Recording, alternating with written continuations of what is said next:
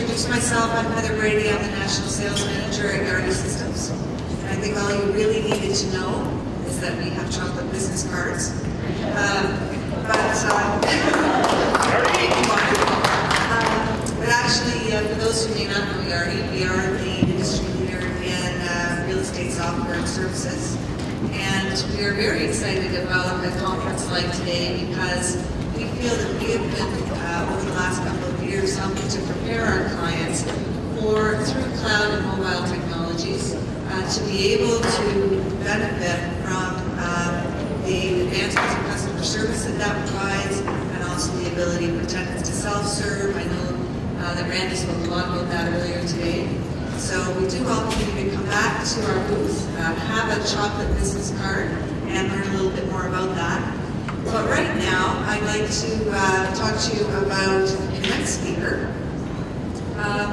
Adamkowski is going to speak to us about the change in behavior and perspective of the renters over the last 5 years. And Chris is presently the head of government and energy at Google Canada. His background is in strategy and sales and marketing. He has an undergrad from Munster and an MBA from Queen's. He's worked both in the industry and in consulting and has been based in Canada and the United States. He recently did a TED Talk that you may have caught called Connecting in the Digital Age, and he did that in Hungary. He is both a business builder and a problem solver, and has spent the last 10 years helping businesses improve their performance using a variety of different frameworks and evidence-based models. So please help me in welcoming Chris Adamkowski.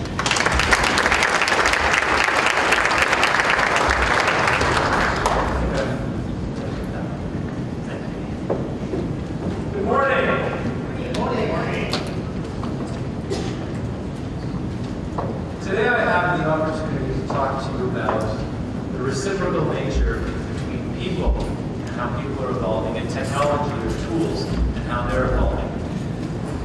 I think this is a really interesting subject because, like I mentioned, it's reciprocal. So as tools change and get cooler, you have an opportunity to get a message to people in a different way, connect with people in a different way, interact with them in a different way. And as a result of these new tools coming online, you've got people who change. So their expectations around how they're communicated to, and the conversations that they're able to have with you change. But before we really get into a lot of details, this is my Saturday and Sunday morning ritual or routine or process. This is my daughter Gemma.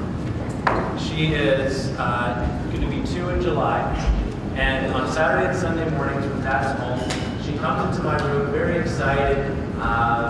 First thing she says is, "Daddy, coffee." So we go to the espresso machine. We turn it on, and through that process, we interact. I let her do as much as possible without, coffee grinds and whatever. And actually, if they do go everywhere, that's fine, because it's just the idea of spending time with them that's really important for us. So she's gotten really good. She makes a heck of an espresso, I'll tell you. And then we sit down at the kitchen table. Dad drinks his espresso, and Gemma asks for Goldie Blocks. So I tricked her for a second there. I got her looking at the reverse camera. She thinks she's about to watch YouTube, but Dad's waited like 30 seconds before she just couldn't wait anymore. So we got our phones ready, and this is Goldie Blocks.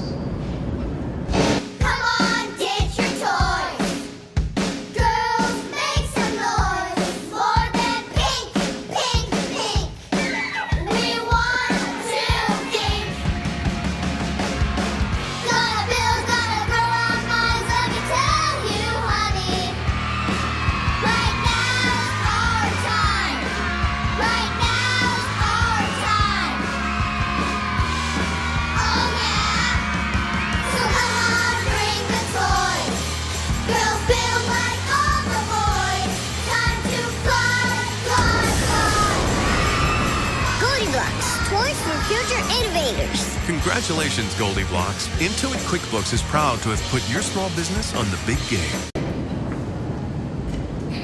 So that's Goldie Blocks. So I think why I want to talk about Goldie Blocks today is Goldilocks is, first of all, a company that's given me an advertisement that I voluntarily show my daughter time, and for those of you guys who have kids know, time after time after time. They've got something like 7 million views. I think half of them is us. But why would I show my daughter an advertisement and now a series of advertisements as they've come out with more? And so let me get to that. Goldilocks was founded by a woman named Debbie, who was a Stanford engineer, and looked around her class and thought there are not nearly as many female engineers as there should be. And she traced that back to childhood and said, you know, the blue side of the toy aisle, which is the boys' side, is just so much cooler than the pink side. So the blue side's got Lego and dynamic things that are moving and blocks that are crashing.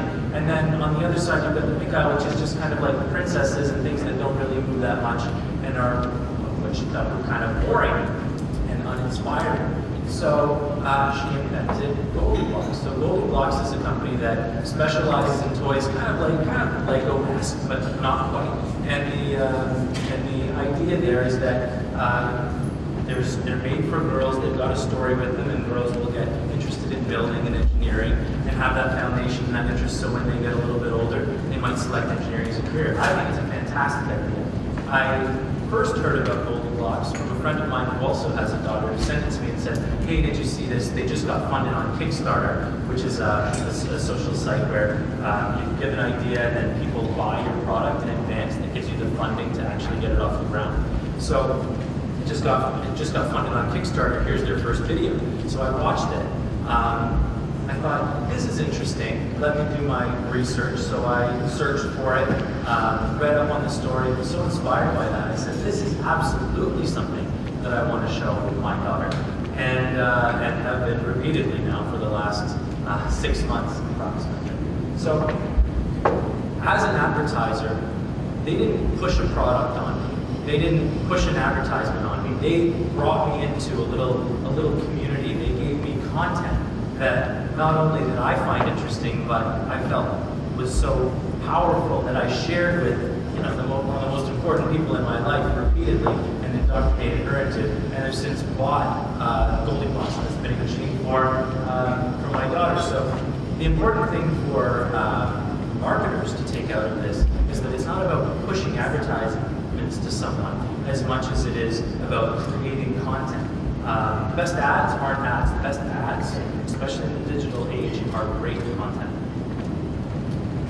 So we talked about at the start how people have changed. I want to talk to you about a pretty significant change in people. A lot of people talk about demographics. I prefer to think about it psychographically. So demographically, we've got baby boomers, Gen X, Gen Y. Then we've got this idea called Generation C. Generation C is a psychographic, not a demographic. It is primarily Generation Y or millennial. But what it really represents is someone who exhibits the following 4 qualities, all of which have to start with C. The first is connected. So this is a photo I took of a talk I gave a few months ago, where I asked everyone to hold up their phone and show it in kind of like a dark setting, and it was just demonstrating how ubiquitous the mobile device and constant connectivity is. Not only that they had a mobile phone, but it was on and probably in their hand, and they might have been even sending a message to see if I was going to be interesting before they even decided to pay attention. So 9 out of 10 Generation C members sleep with their phones next to them. They are a super connected group. Another characteristic is this idea called FOMO, which is an acronym. So when I'm sitting around a dinner table and I see my nieces who are all on their phones and kind of laughing, and they're even sending each other texts, I just assume it's because I'm not interesting. And thank goodness for this acronym, because I realized that couldn't be the case. FOMO is fear of missing out. So when you see these teenagers sitting around a table all on their phones, they could be having a conversation with each other, but they're so afraid of missing something online that they're just constantly connected, constantly involved, looking down.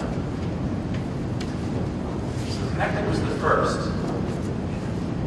Probably, well, maybe a few people in the room might be familiar with this, but you'll be familiar with what it's represented. So, perhaps. So, about a year ago, there was this craze called the Harlem Shake. Can I just get some nods if people know what the Harlem Shake is?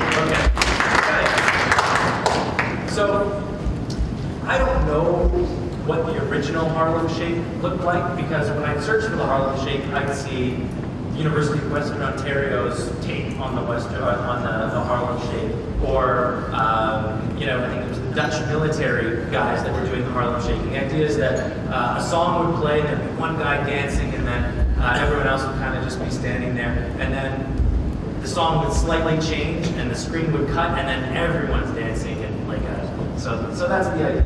This is the two-time champion Miami Heat doing their impersonation of the Harlem Shake. So these professional basketball players who, well, I don't know, maybe since they're winning championships, they don't need to practice that much, but they heard about this craze, and they decided they were going to do their own version. What's really cool about that is that it is an exact personification of that second quality, which is creator.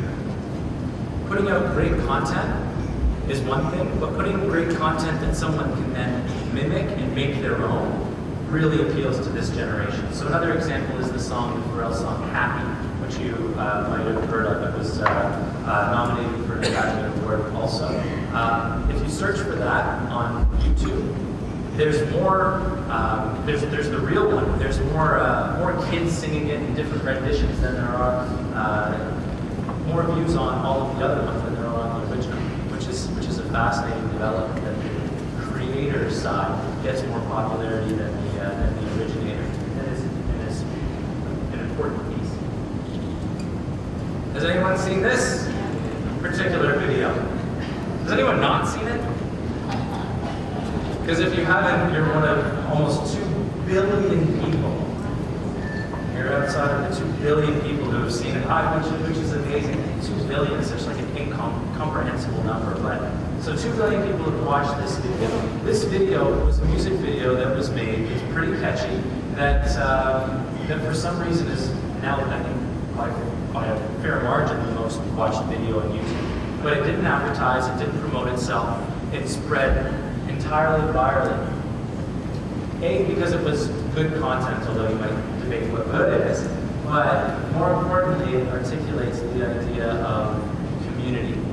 So someone saw this, and they didn't bring it to the water cooler the next day and say, hey, have you seen this video? They put it on Facebook, they put it on Twitter, they put it on G+ and every other network that they've got, and said, you've got to see this. And that's how it spreads to, in a scalable way, as opposed to a one-on-one traditional way. So articulating the idea of viral, but more importantly, the point of community. Community is not defined by Generation C as a geography. Community is much more defined in terms of online communities and your network. And then the final C is this idea of curation. So I just showed this curation video to articulate the idea, because that's the traditional sense, where a museum curator would place content in a way that you could, as a viewer, experience it and come out of it with a particular outcome that the curator had in mind. Generation C is entirely based on curators. So Randy made a comment earlier that I thought was funny. You kind of like, you're waiting for approval. You put a comment on Facebook and you wait to see if someone says it. Has anyone in the room ever put something on Facebook or LinkedIn or Twitter? Maybe Facebook's the best example. And then 15 minutes later, kind of like, check, see how it's doing. Then there's no likes. And then it's like, check it again, another 5 minutes, there's no likes, you're panicking and anything. Everyone's gonna think I'm a loser. So then like 30 minutes go by, you say, I just can't take it anymore, and you take it down. So that's the point of curation. Everyone keeping their LinkedIn profiles up to date as you get potentially a little bit older in the business community. Your Facebook profiles, everything that you tweet, the things that you choose to make your own and curate is a representation of yourself. So if you think Gangnam Style is really cool and you want to be the first one, you curate that and make sure it's on your page and you say, oh yeah, I was the first one that saw that, or at least in the first, few million. So that's the point of curation. So those three ideas come together and are the foundation of this Generation C that is increasingly who we as marketers have to market to. Anyone know this guy? So take your first impression, maybe it was a movie you've seen or something you've heard, and think about what that is. And you don't have to write it down, just keep that in mind. First impression, snap impression. So Ryan Gosling is actually Canadian, for those of you who might not have known that. And I read an article about him that I found pretty interesting. So as a kid, he didn't have a very nice childhood. He comes from a broken home and actually suffered from ADHD, which put him behind the rest of his class in terms of learning and being able to keep up, and not having that support at home. He really fell behind. And as quoted as saying that he just hated his childhood, didn't have any friends, nobody liked him. He just couldn't get along socially. So suspended from school, started acting out. He caught a lucky break though. He went to a Mickey Mouse Club audition, and someone saw him and thought, oh, what a cute kid. And things started working out for him, and ended up being the guy that he is today. The reason I asked you to pause and get a first impression first is after hearing that story about his childhood and what he's overcome, you think a little bit differently of him. And I think that's the idea of being able to tell a story. When you're talking about rental property, it's not just the first impression that matters, it's the story and the narrative that goes with it that's really going to be able to build up that emotional connection that'll have you thinking differently about someone. And in this case, you're almost like, this guy that I might have been a little bit different about before, or thought of in a particular way, now I'm kind of like on team Ryan Gosling. Hi, I'm Mike, founder of DollarShaveClub.com. What is DollarShaveClub.com? Well, for $1 a month, we send high-quality razors right to your door. Yeah, $1. Are the blades any good? No. Our blades are f***ing great. Each razor has stainless steel blades, an aloe vera lubricating strip, and a pivot head. It's so gentle a toddler could use it. And do you like spending $20 a month on brand name razors? 19 go to Roger Federer. I'm good at tennis. And do you think your razor needs a vibrating handle, a flashlight, a back scratcher, and 10 blades? Your handsome-ass grandfather had 1 blade and polio. Looking good, pop-up! Stop paying for shave tech you don't need. And stop forgetting to buy your blades every month. Alejandro and I are going to ship them right to you.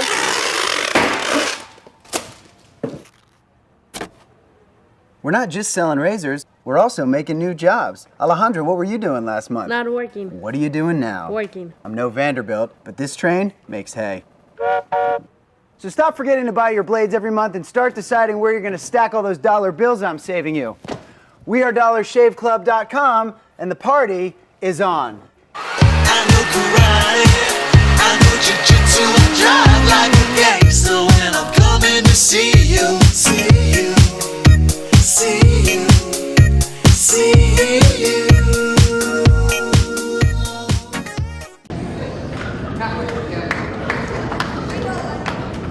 So the first time I saw it, I thought, this is not real. So I watched it again, and I still thought, this is not real. But I looked it up, and sure enough, it was.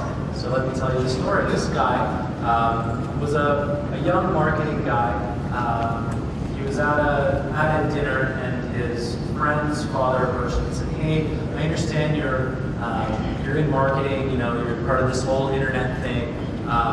Tell you what, I've got this huge opportunity to buy a large quantity of blades from China. I'm going to bring them here, and I need to figure out how to sell them at a pretty big scale. They're a little less expensive, they're just as good, but I've got no distribution. Can you help?" So So this guy thought about it and said, yeah, you know what, I can help. So what he came up with was this video as a marketing tactic to help drive awareness that could work into building sales. So, you know, does something like this actually work? It's sure entertaining, right? And I've seen it shared, and it's been shared to me by a number of different people, meaning that, you know, it does exist in the ecosystem, but I think most important to know from this from a marketer's perspective is that within 48 hours of this video going live on YouTube, they were sold out.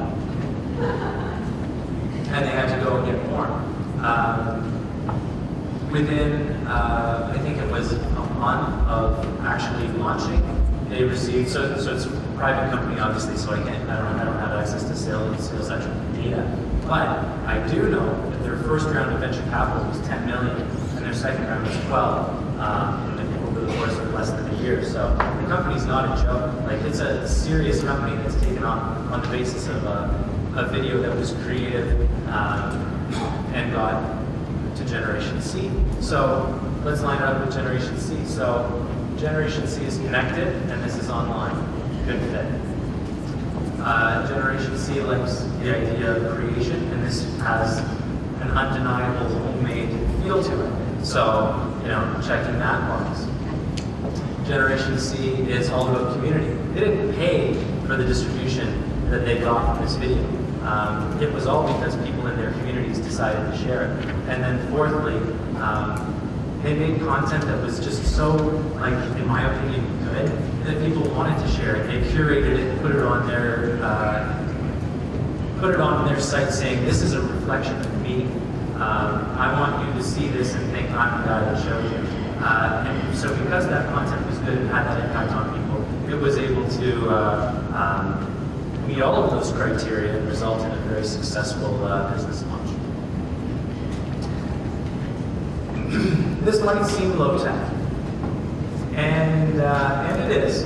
It is the good old-fashioned funnel, and this is almost like an inside joke with myself, because every time I talk with clients, I can't help but break their business problems down into a funnel. And my team always laughs and says, like, 5, 4, 3, 2, 1, funnel. I had this, I was sitting beside a client on a plane, and a couple of my colleagues were sitting behind me, and they said they were taking bets on when I was going to start going like this, breaking the problem down into a funnel. But you know what? It's just such a good way to think about marketing. You look at a funnel and think, okay, well, Las Vegas knows that if they can get a certain amount of people to Las Vegas, that a certain amount are actually going to walk through the gambling floor, and they're going to make a certain amount of money as a result. Basic funnel. You guys know that if you advertise, a certain amount of people are going to show up at your apartments, and you're going to be able to rent a certain amount. Like just basic funnel that you're able to work through. It's not complicated, but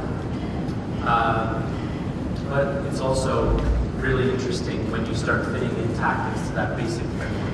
So what I would use with my clients that I think is really impactful is this 3-part funnel, so super simple, and it's awareness first. So how do I make people aware of my issue or product or brand? The second piece is education. So those people who have become aware, who I've made aware of this, how do I take those people who are aware and feeling sort of interested, how do I educate them? And then the third piece is after they're educated, how do I turn them into advocates and make it really easy for them to share my message with everyone that they know and fill in the top of the funnel, the next wave of people or candidates or whatever it is for your business. So the funnel's critical, in my opinion, and I'm going to walk through a few different ways tactically that you can exploit this framework. This is just a screenshot I grabbed because I thought Toronto apartments would be an interesting search, and this is what I came up with. Pretty good. TransCanada Pipeline did something that I think is maybe a little bit more interesting here. This is a very tactical thing, but you'll look at the advertisement, which is the first thing. They've got their line, their website, their additional information, and then they've got the 4 lines underneath. Those are called site links. Each of those link directly to a page on the site. You think, well, that's pretty little, not really a big deal. What can that do for you? Well, it actually increases click-through rate by 5 to 10%. For those of you nerds like me in the room, you'll know that that means two things. One is, of course, you'll get more traffic. Two, slightly more complicated. It means that your click-through rate goes up. It means that Google recognizes that your content is actually good, that people like it. So its quality score, which is what helps Google rank where things go. Your quality score goes up. If your quality score goes up, not only do you have a better chance of finishing first, but also your costs. So what you have to pay to come in first goes down. So anything that you can do to increase your quality score, or more importantly, think about just the relevance of your ads. Anything you can do to increase that relevance of your ad is going to impact your bottom line as well as your top line. I was asked over the break, how can we just, it was actually Ben who I went to high school with. I'm not even sure I can see where Ben is right now. I'm getting on there and being away. So I saw him in the crowd. He's like, yeah, I really want to know how to just push down the competition. Well, this is the easy answer. Take up as much real estate as you can. Come in first. Be really relevant. That'll help your organic listings come up also. There are companies that can really help you with this tactically. Trust them if they seem to be working for you, because there is a science to it. But it's very much doable, and it makes a huge impact when you do it right. Getting search right is the bottom of the funnel. It's what takes someone who is potentially interested, potentially educated, now looking very specifically to you. So getting this right is a very good point. Another thing that we've got access to is some data. I'm just going to show this to you, and your opportunity is that you can go and build this on your own. Because it's very easy, free tools that Google provides out of course, the goodness of our heart for you guys to use. So, apartments for rent. I was looking at this over time. So you see, it's pretty steady. There are peaks and valleys that I noticed around the start and middle of every month, where interest spiked. There are so many insights that you can take out of this on very specific searches, assuming that there's enough data, that can really be helpful. So what this is showing is how many people are searching for this over time. You can customize it on the search term. You can customize, also, of course, the search term. Customize it by geography. Customize it over any period of time you want to look at. And you can also compare different terms to one another to see where the peaks, valleys are, and where they're aligned. Excuse me. I was watching or reading an article recently that showed that was articulating strong correlations on business results of how searches go and profits of companies. So it actually is a great tool. Think about Google as the database of intentions. When someone wants to do something, they search it, and this tells you over history what people are searching for. It will even project where searches are going for it. So this tool should recommend it again. Another thing that it brings out is where those things, where the people that are searching for those things are. So apartments for rent is a general search term. You can see that it's actually just east of your market that topped out for all of Canada, where people are sitting and saying, I'm interested in apartments for rent. Winnipeg, Barrie, there's a few on there. On the right-hand side, you'll see 100. That is only a representation that that's the biggest, and everyone else is related to that. We don't show exactly how many searches there are, but we'll give you an idea, guidance-wise, of where the volume is. It'll also give you associated things that people are searching for. So when people are searching for Toronto apartments, they'll also search for, when they're searching for apartments, they'll also search for these other search terms. So it's a cool tool to get to know, just to play around with, to see what people are thinking about. Think insights. So if you go www.google.ca/insights or trends, it'll take you to this. So what it's got are all of these tools that you can play around with that can show you really interesting data cuts, as well as articles on branding and all sorts of different free things that you can have access to that'll just get you thinking. secrets of math, of the math minds. Actually, my old boss is one of these math minds. He calls himself one of the math men. I think that's supposed to have like kind of like a G-man sort of ring to it, but anyway, it's far more dorky. But it's still interesting. So, that's search at a really high level.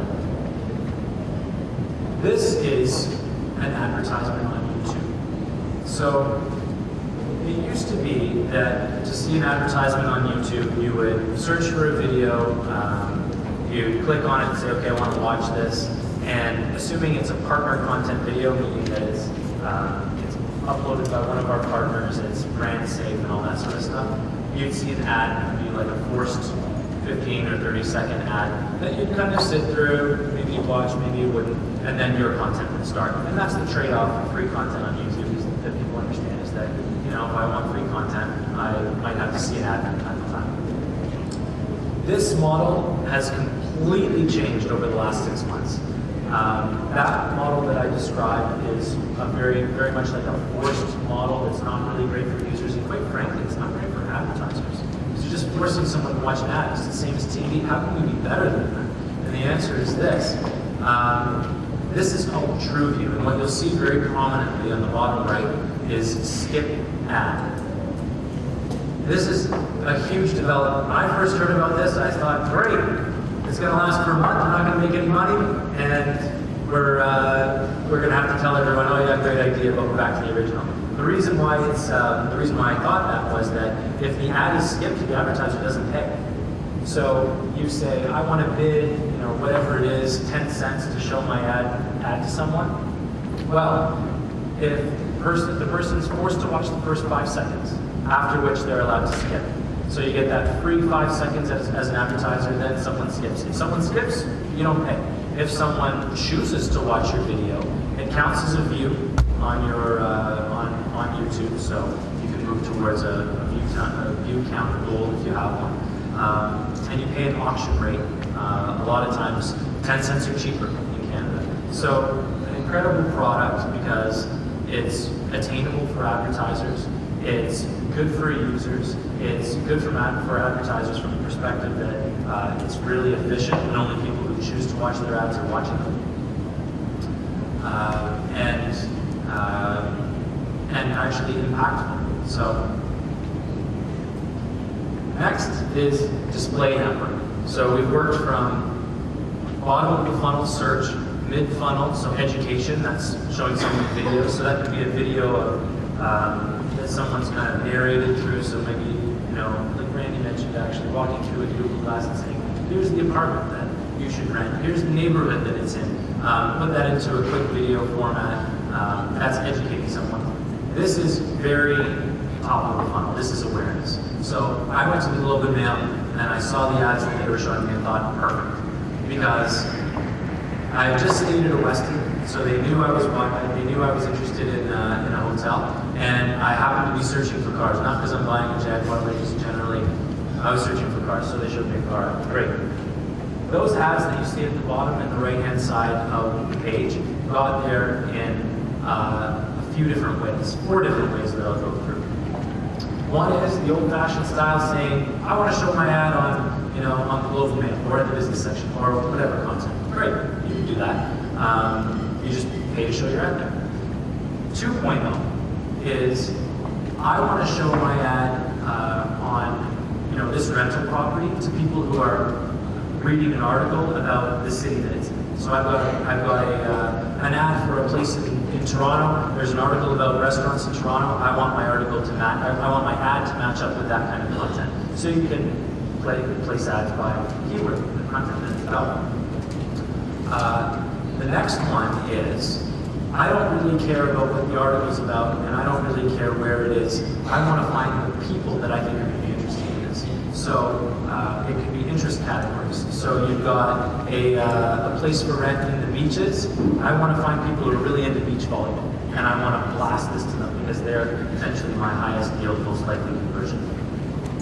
And then lastly, remarketing. So someone comes to your site, spends a whole bunch of time there, looks at a few different properties, maybe watches a video, you feel like they're really close, maybe they got right to that page where you asked for a conversion, and then they bounce away. So 97% of people who get to a conversion page bounce away. So it's not uncommon that that happens. But what you can do about it is when they leave that page and wherever they go after, you follow them and hit them with a remarketing ad and say, hey, just wanted to remind you, if you're still interested in this, click through and sign up. So this is Google Glass. Randy talked about it, I mentioned it a couple times. And for today, I've got a pair right here.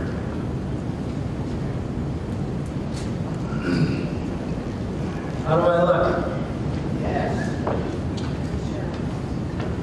So, I've got it on right now. I can see the time, and it's asking me to ask it to do something. So when I ask it to do something, I'll say, well, if I say it, it'll actually respond. So I'll give it a keyword, which I'll tell you in a second, and then I'll be able to pick any sort of thing that I want it to do. So the first is to search something. So Google, XYZ. The second would be find directions, so it overlays a map that I can see. Another one is take a picture. Another one is Wi-Fi is a little weak. Sorry. It's showing me that it's running. Good question. You can ask again. Okay, Glass. Google, what is the population of Berlin?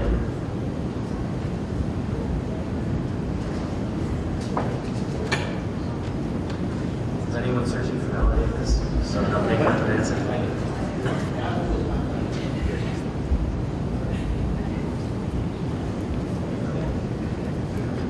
What is the population of Berlin? No, that's not responding. That's great. I'm going to put the Wi-Fi closer. So the way that this works is that it's running off of your phone. So it's just a screen that's running off your phone's power.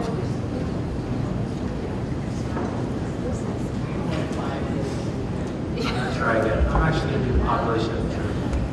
Okay, class. Google. What is the population of Germany?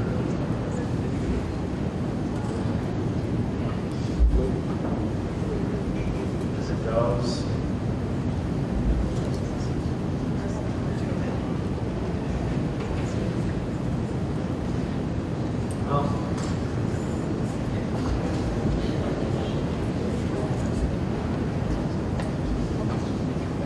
Well, that would have been way cooler if it worked. It says, sorry, something went wrong. Tap to speak again with an exclamation. What is the population of Germany? The last time I'm trying, it doesn't work. Sound of that.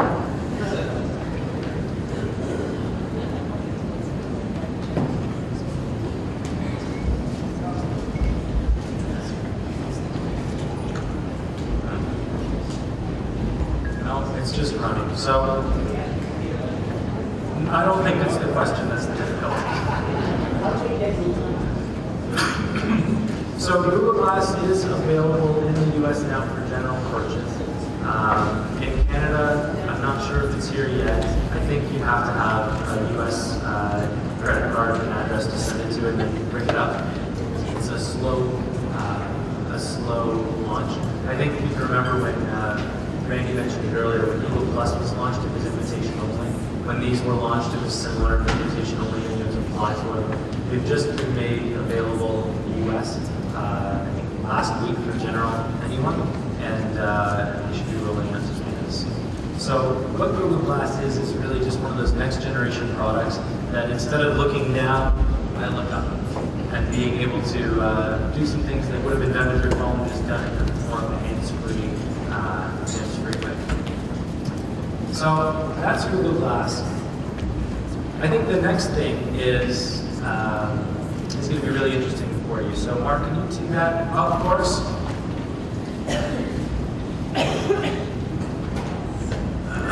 So I saw this and I loved it because what this is an awesome combination of technology, and there are multiple technologies at play here, and real creativity. So the idea is that this is Marseille. So Marseille in France has a bit of a grungy reputation despite being in the French Riviera, and but it's also got a very kind of like cool reputation. So what this is trying to do is get you more accustomed with Marseille and see some interesting things that are unique to it. So if we can turn on the sound, we can see this walk through one of the neighborhoods. So if we continue this green path, we can keep walking. So this is, we've gone up to a pedestrian street. If we keep, why don't we keep going straight here along the green line. Keep going, yep. And then turn to your, go a little further. There we go. So it's giving you the nightlife feel. Just a little. From here you can catch a glimpse of electricity, hard work. So let's see that come to life. Famous stories work on faces. So as we're being narrated through the streets, it gives us an opportunity to see an artist do kind of his things. This is integrated video with the map. And see him create his art through the night. And this is one of the things that Marseille is known for, that people actually visit for. And then you continue your journey.